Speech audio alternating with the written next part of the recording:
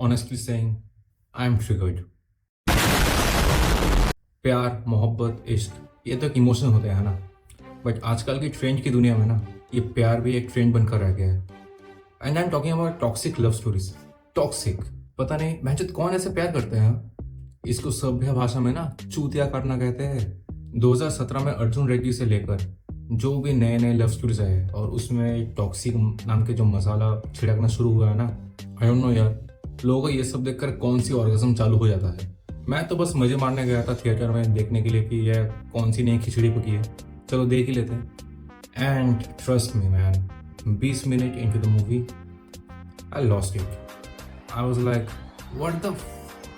तो कहानी कुछ ऐसी होती है कि धनुष का जो कैरेक्टर है Shankar, he is like a ruffian in the college. वो भी डूसू का president. DUSU I think Delhi university student union ऐसे कुछ होगा। Anyways he is very violent. एक लड़के को मार रहा है, ओके। एंड कृति सनोन की जो कैरेक्टर है, she notices him beating the hell up. वो एक थीसिस प्रेजेंट करने चाहती है and the thesis is on कि वायलेंट एटीट्यूड को कैसे कोप अप किया जाए थ्रू डिफरेंट मेथड्स, काउंसलिंग हो, ये हो, पता नहीं क्या उसका थीसिस है। एनीवेज जब वो उसको देखती है तो शी थिंक्स क्या, चलो यार ये सब्जेक्ट बनेगी मेरी थीसिस का और मैं अपना थीसिस करूंगी पास। हाँ, तो कृति सनोन की जो कैरेक्टर है मुक्ति, जब उसको ये दिखता है कि शंकर को बदला जा सकता है थ्रू डिफाइन का इमोशनल बॉन्डिंग एंड ऑल, तो वो उसे कहती है कि ठीक है मैं तुम्हारा गर्लफ्रेंड बन जाती हूँ and what you do is you love me, okay. तुम मुझसे प्यार करो जैसे तुम एक गर्लफ्रेंड के साथ करो, बट मैं एक काम के बेसिस पे तुम्हारे साथ जुड़ा हुआ रहूँगा। पता नहीं कौन सी खिचड़ी क्या फूक के लिखा था राइटर्स ने। And the most problematic thing is Shankar agrees. चलो ठीक है। So when Shankar is agreeing, she as a counsellor, as a psychiatrist knows what the consequences can be. But anyways उन सबको गोली मारो। कहानी ऐसे बढ़ती में उन लोगों को मतलब एक साइड का एक तरफा प्यार हो जाता है। एंड देन जब बेटी के बाप को लगता है कि बंदा तो कुछ करता ही नहीं है, निकम्मा है, तो उसे बोलता है कि तुम यूपीएससी क्लियर कर दो एंड फिर हम बात करेंगे शादी को लेकर। सो ही एग्रीज, वेरी गुड। फिर होता क्या है कि वो यूपीएससी क्लियर कर देता है, प्रीलिम्स। फिर उसके बाद जब हाथ मांगने आता है तब देखता है कि वो तो बंदी तो किसी और के साथ सेटल हो रही है। वाह। फिर वहाँ पर भसड़ मच जाती है। एक आईएएस ऑफिसर के घर पे घुस के वहाँ पर मोलोटोव कॉकटेल फेंक रहा है। सिक्योरिटी, पुलिस वो है ही नहीं, एग्जिस्ट नहीं करता है। शायद टी सीरीज का ही कुछ प्रॉब्लम है कि उनका जो यूनिवर्सेस होता है वहाँ पर पुलिस एट द मोमेंट शायद एग्जिस्ट नहीं करता, बाद में आया था। एनीवेज बंदे को जेल हो जाती है। फिर शंकर का जो पापा है, he is played by the veteran actor Prakash Raj. और प्रकाश राज साहब सही में एक्टिंग तो बहुत अच्छे की है एकदम, definitely there is no doubt about it.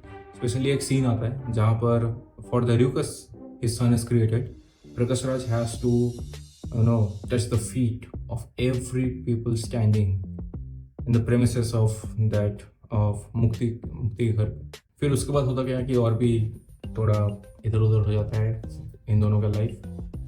वो क्या है, स्पॉइलर दूँ तो एनीवेज शंकर को लगता है कि नहीं मैं यूपीएससी छोड़ दूंगा, मैं अभी इंडियन एयरफोर्स पायलट बनूंगा। ठीक, बंदा वो भी क्लियर कर लेता है, very good.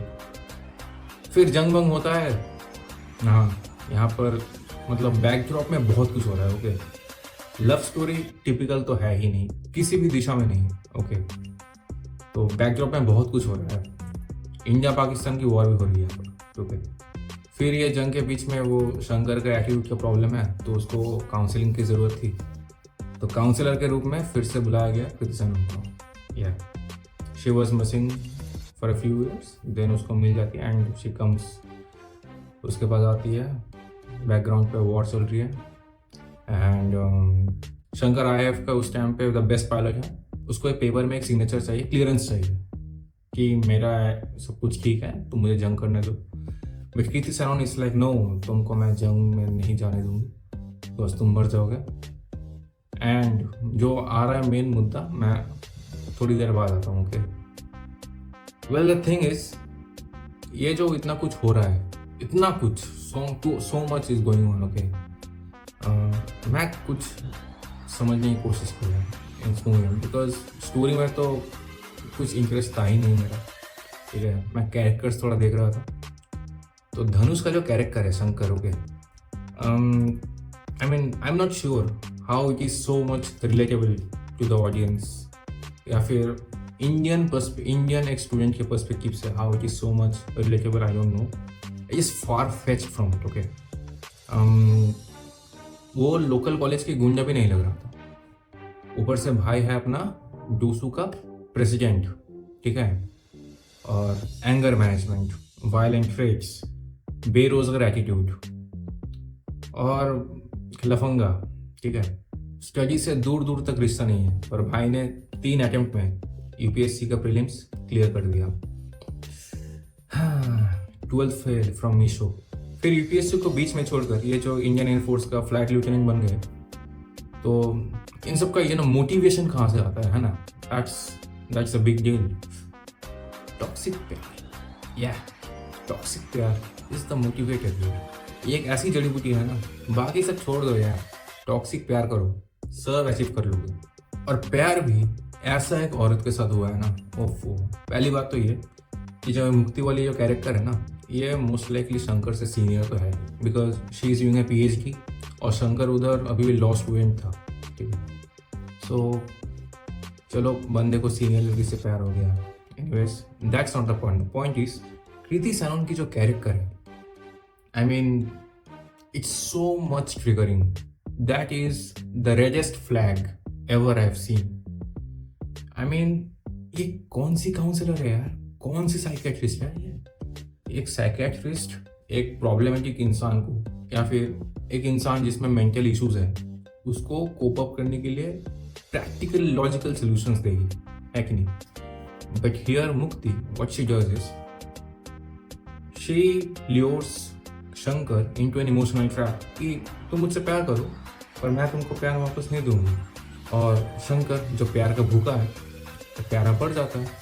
But that doesn't even stop there. वो बंदी को पता है कि ये प्यार में पड़ रहा है, डीपली इन्वॉल्व हो रहा है, इमोशनली इन्वॉल्व हो रहा है, घंटा फर्क पड़ता है उससे। She just casually says I want you, कि मैं तुमसे प्यार नहीं करूंगी। अरे काम के चक्कर में ये लड़की कपड़े तक उतार दी थी शंकर के सामने। And the biggest problematic event is yet to arrive. बंदी शादी कर लेती है किसी और से, फिर प्रेग्नेंट भी हो जाती है, और अलग ही गिल्ट ट्रिप में चले जाती है कि ना ना ना, शंकर जैसा प्यार मन ने कोई नहीं करा। पिए जा रही है सिगरेट, दारू, मतलब पिए जा रही है, उधर से प्रेग्नेंट भी है। मतलब प्रेगनेंसी के ऊपर कुछ तो असर पड़ता है ना। मूवीज में ये सब कौन समझा लोगों को? कॉन्जेनिटल एब्नॉर्मलिटीज के बारे में सुना भी है तुम लोगों ने? कौन लिखा है ये सब? But finally, the nail in the coffin was वो प्रेगनेंसी में एकदम 9 महीने बीत चुका है, and her water breaks, bleeding चालू हो जाती है, एंड और वही वॉर के बैकड्रॉप में कृति की डिलीवरी होने वाली है, and she was like Shankar तुम मेरे बच्चे को संभाल लो। What the?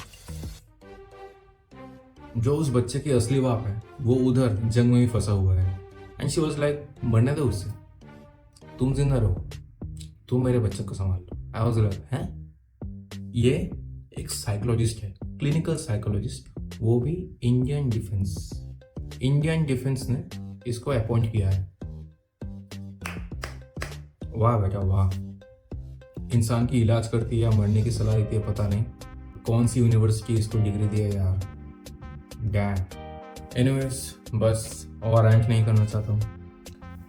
पता नहीं क्या क्या सब देखने को मिल रहा है बॉलीवुड की तरफ से। ऑफ आप लोगों को अगर इच्छा है तो आप देख के आ सकते हो थिएटर में, वरना नेटफ्लिक्स तक वेट कर जाओ। बस 2-3 महीने में आ ही जाएगा, उसका उधर देख लेना यार, पैसा बर्बाद मत करो। एनीवेज, मैं कोई क्रिटिक नहीं हूँ, मैं कोई रिव्यूअर नहीं हूँ, जस्ट मेरा ओपिनियन जो रहता है मूवीज़ के बारे में। वैसे तुम लोग तो देखते ही हो कितना लेट मैं पोस्ट डालता हूँ, बस अगर वीडियो अच्छा लगे तो लाइक कर देना। चैनल मेरा नाम पे ही है, मेरा नाम है रोनी। और अगर चैनल पसंद आए तो प्लीज़ सब्सक्राइब कर लेना। ओके देन, देखता हूँ अगला कौन सी मूवी मुझे ऐसे लगता है बात करने लायक। I will talk about you. Okay, till then, see you, bye.